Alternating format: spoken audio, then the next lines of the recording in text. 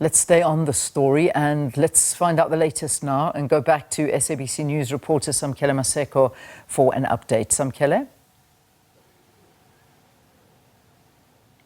The conference is yet to start. Delegates have started trickling in here at the Nasrec Expo Center. Not a large number of them are in as yet. So I don't think the EFF will make that 9 o'clock start to this particular Third National People's Assembly. But the Secretary General of the EFF, Marshal Dlamini, joins us to discuss when can we anticipate this particular National People's Assembly to start. Mr. Dlamini? Beautiful setup. When can we anticipate that delegates will come in their large numbers for the official opening of this Third National People's Assembly? No, siyabonga baba, sibingelele kuwena nabalaleli ekhaya and everyone who's watching us through SABC, and thank you for coming and doing a nice build up. So far so good. We've worked very well and we hope we maintain that decorum and we maintain that posture and to work together in the interest of the NPA, which is sitting today. As you would know, and we've said it, that it's not just for delegates, but this is in the interest of people of South Africa. As you know, that the EFF plays a critical role in the politics of this country. So we hope all of us are going to deal with this in that manner. We starting at 9 o'clock. The delegates are already outside.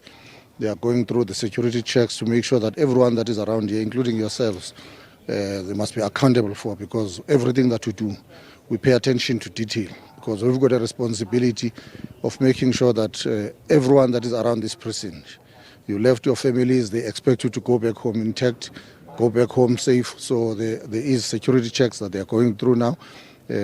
From now they're going to start coming to the plenary sessions, and we had 0 incidents since yesterday in the traveling, in the hotels. Today there's 0 incidents. There's no hotel that we're told of any issues. The delegates have had their breakfast and they are here, and the Commander-in-Chief will be here 9 a.m. sharp. We start with a formal program and then we run through the next 3 days in that manner, and we've planned it, we've organized it, and we're going to stick to it, because it's us as CCT who are convening this NPA. Where we're coming back to give the report and to account for what transpired in the last 5 years. So everything is still moving smoothly. We're happy with the conduct of everyone. That's why I'm saying we appreciate you as media as well, because through the engagement you have been reporting fairly and honestly without any fear or favor, and you have not ill-treated us or misrepresented our state and who we are, including the communication. Sabalkhulu, when you look at the economic freedom fighters, particularly the trajectory you've traveled over the past 11 years, your most difficult moment was after the 29th of May, which was also prompted by the speech in the Northern Cape in your anniversary by the leader of the party, Julius Malema. What can we expect that will be entailed in the meat of the political report? You may have had a glimpse of it in last night's last Central Command team meeting. Look, it's going to be the honest reflection of how we performed the last 5 years. Our challenges, our victories, the difficulties, the mistakes. It's going to be honest reflection, because that's who we are as the EFF.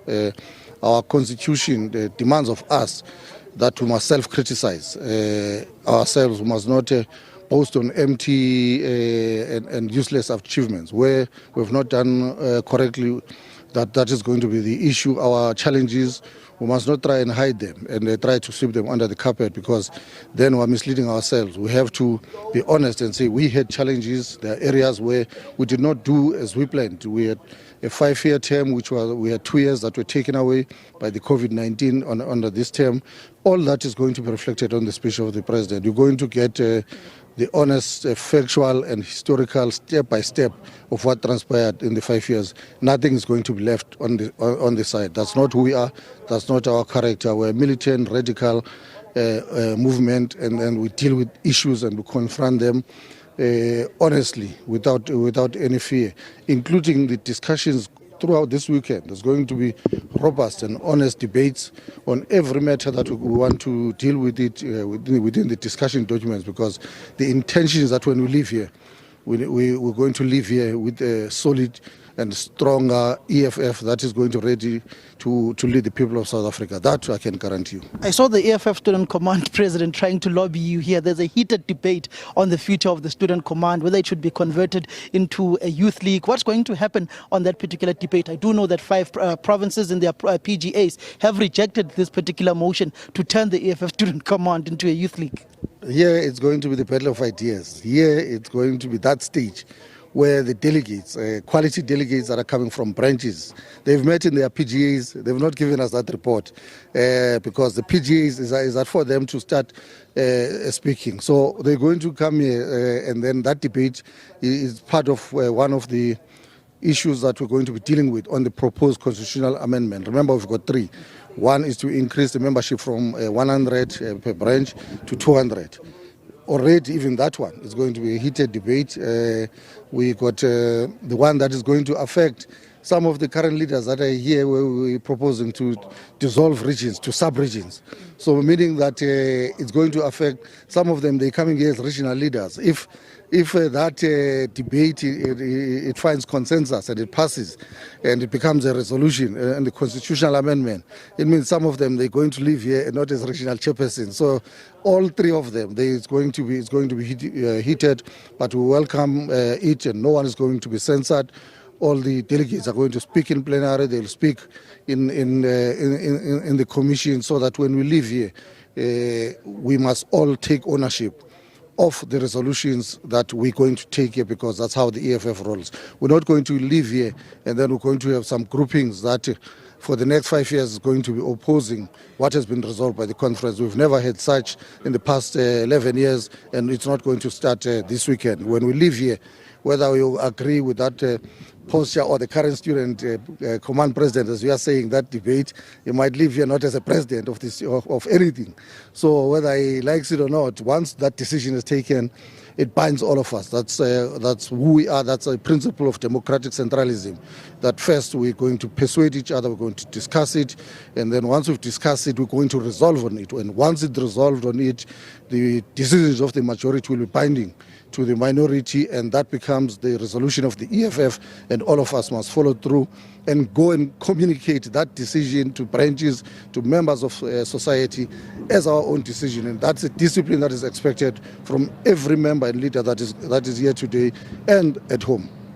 Mbuyiseni Ndlozi, has he communicated to the organization that is not available for any leadership position in this National People's Assembly? No, he's not, but we're going to ask him respectfully so. And you know, Samkele, once we say respectfully so, that's a base. We can't go beyond that. We're not going to reduce our conference to an individual. We're here now on the 3rd NPA. And this NPA is going to prove that no one is bigger than this organization. This is an organization of members of the EFF. We are a member, you know what is expected. So I'm not going to entertain any name. I've got 2,500 delegates that are here. And then it starts and it ends there, and we're going to humbly ask that, let's move in that way. Everyone else that knows that is a member in good standing of the EFF is supposed to be here and will be here. But I can tell you now, without any fear or favor, no one is bigger than the EFF. The EFF is bigger than all of us. How many voting delegates in 1 minute? 2,570 delegates. But remember, we still have to get the credentials. After adopting the credentials, then we'll know how many that will vote. Then it will give you an idea what will become the threshold to meet a certain nomination. Remember, those are just delegates, but now we have received, and then we're going to get the credentials that will be adopted. That will give you now clarity, because I know your question, you want to start doing numbers. What will it take for you to reach that threshold? We can only determine that once the credentials by the Deputy Secretary General and her team, they've been presented to the Assembly, and they've been adopted. Thank you very much, Mr. Marshall Damin. We are boy. Who, me? No, all I can tell you is that if I'm nominated, I'm going to accept the nomination. Thank you very much. That is Sibal Kulu, the Secretary General of the Economic Freedom Fighters, saying this National People's Assembly of the economic freedom fighters will not be reduced to any individual. No individual is above the organization, as the million-dollar question hangs in the balance. Will Dr. Mbuyiseni Ndlozi be inside plenary or not? But we do anticipate a fiery political report from the leader of the EFF, characterizing the EFF's achievements in the past 5 years, their disappointments, and also their failures. All right, Samkele, thank you very, very much for that and giving us a really comprehensive coverage of the conference that hasn't even started as yet. So you can only imagine how it's going to progress through the day. So thanks so much to Samkele Maseko for covering that EFF gathering.